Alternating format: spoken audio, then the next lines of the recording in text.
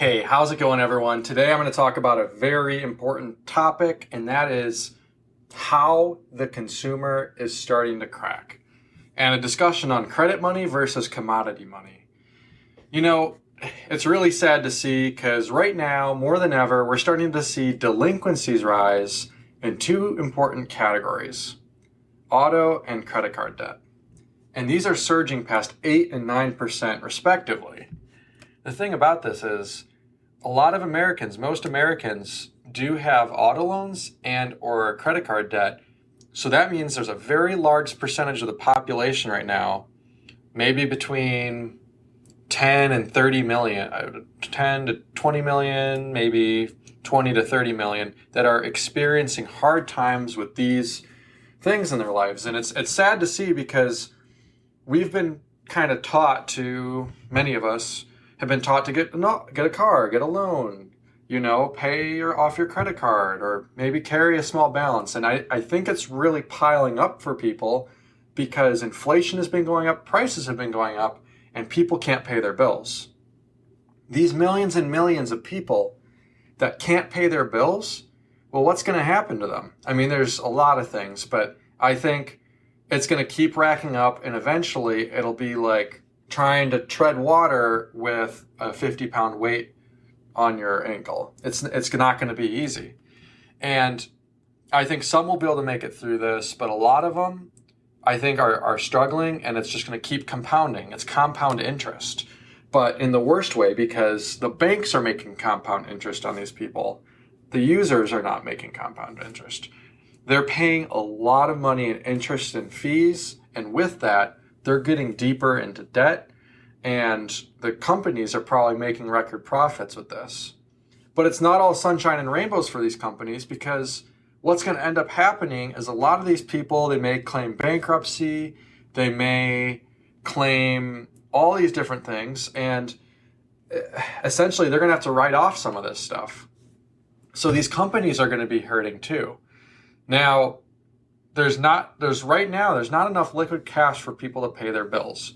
That is a known fact. And so what do we do if people can't pay their bills? Well, the government often comes in trying to pay everyone off, give them forgiveness, give them stimmy checks, whatever it may be. This is not the way either, because then we're going to learn, everyone's going to learn, hey, if you ever have a problem, just go cry to the government. It's this never-ending inflation that will be happening if we keep going to the government whenever inflation goes up. Why would you issue stimmy checks for inflation? You're going to cause more inflation. Don't they understand economics 101? So this debt cycle, as the interest compounds, it makes it harder for the borrower to get out of it. It becomes really hard. In fact, I understand. I know some people I'm talking to and I'm coaching right now on how to get out of credit card debt, and they just can't seem to do it time and time again.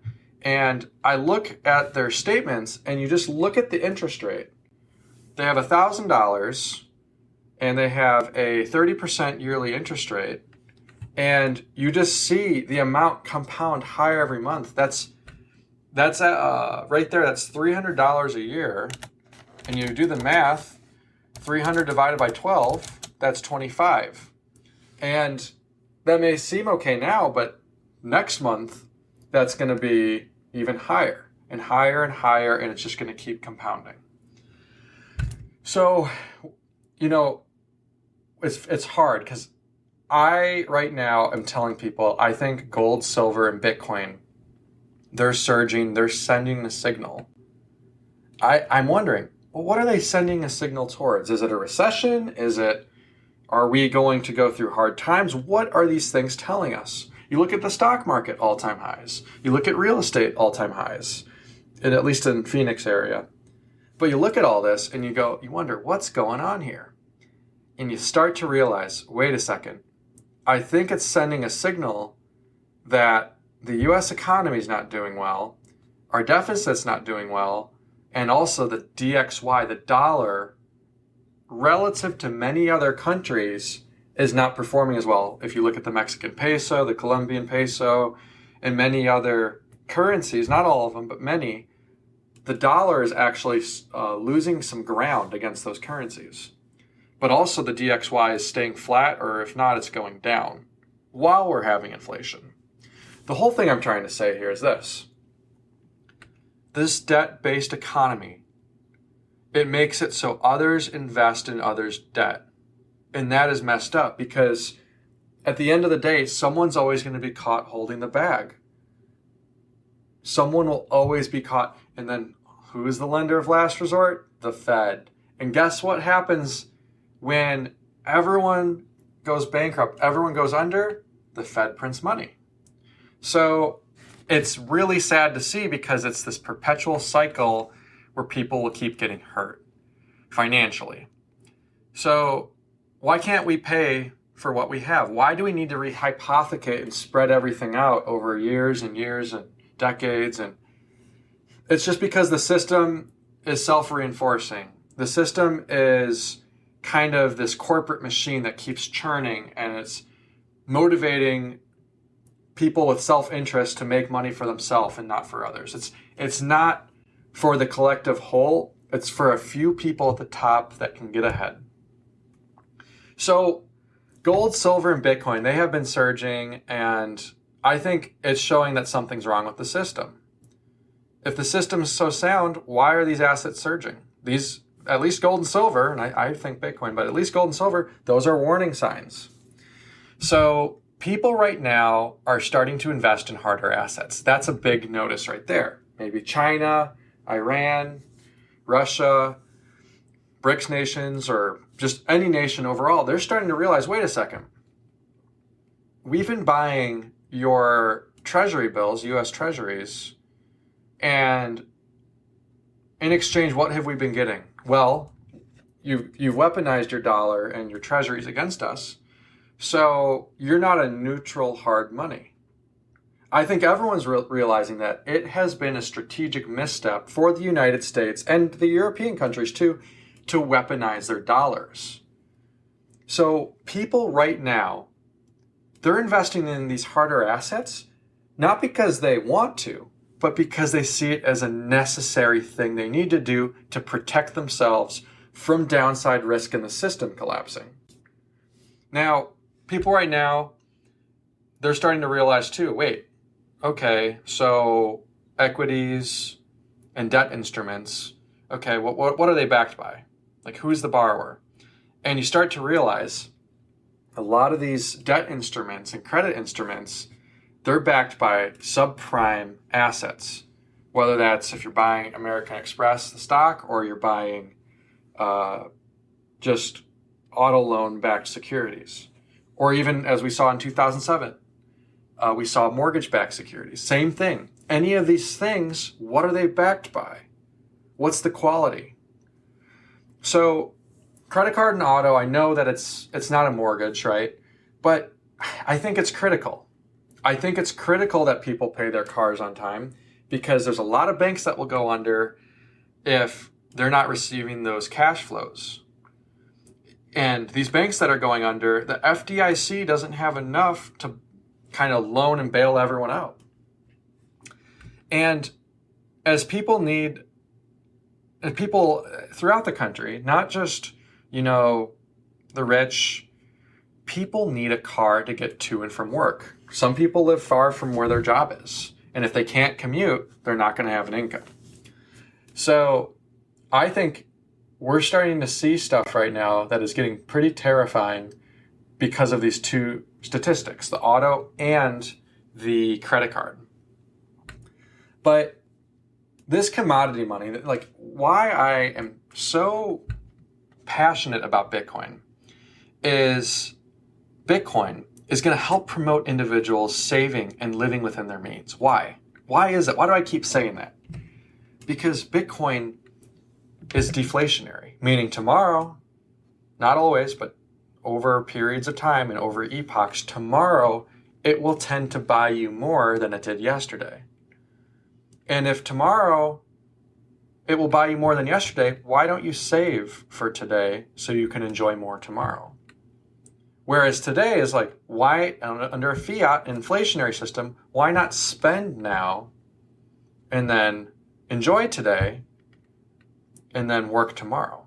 Because you know your fiat's going down in value. It's like the system needs to be literally turned upside down, and Bitcoin does that. Bitcoin is commodity money that does that. And once when people realize this, they're going to start living within their means, because they're going to say, wait a second, no, I don't want to buy that sports car. I'm going to buy $80,000 worth of Bitcoin. And I'm going to buy that $80,000 of Bitcoin because I strongly believe that due to the deflationary schedule every 4 years, it will tend to go up in value. And I think we need to see more people really talking about this, really speaking up about this, because at the end of the day, people are trying to chase fiat gains and they're all falling up short. People can't borrow money endlessly with Bitcoin. And even if you do, it's so volatile that you'll get shaken out. Really. I mean, I know so many people that have lost margin trades on Bitcoin. And I like that. I like that about it, because only those who actually hold the bearer asset are the ones who get ahead. All the margin traders, all those guys, maybe they'll make a few bucks, maybe they'll hit it big, but a lot of them, they just get washed out and they get closed their margin positions due to a margin call. So you can't borrow endlessly. You have to hold the bearer asset yourself. And this is what we need to see a future of. Credit money, people endlessly borrow because it is worthless. And if it's worthless today, it's going to be more worthless tomorrow, and you'll pay it back with even more worthless dollars, right? But why? Why are we living in this system? Why do you want to live in this system? Is it because you can get your nice car and you can, have your expensive things that you normally can't afford because of the reality of your situation? Come on. I think we all know that we need something that is lower time preference and that goes up in value, rather than something that continuously devalues due to our government funding wars and giving money to people to kill others. Now, commodity money, people hold it. They save it because they know they see a future in it. They know that it's going up, even if it's gold and silver, even if it's land and real estate, even if it's what you name the commodity. People really want to see a return upwards that hedges themselves against inflation. And I think this is the way to do it. I think we need to get rid of the credit money system and we need to move to a commodity-based system. The whole system I see is rigged. And we really need to see a move to a direction where people have that lower time preference. People have a will to save. Why do we want to spend? Because we know that we're being screwed and we need to spend. Because if not, good luck, you're going to have to spend more tomorrow. So I am hopeful, though, that we see credit card debt going down and auto loans going down. And I hope the best way to do that is to move away from this system. Opt out, learn about Bitcoin. I hope you guys enjoyed this one. Please be sure to give it a like, share it, comment, stream those sats. You guys mean the world to me, and I'll catch you in the next one.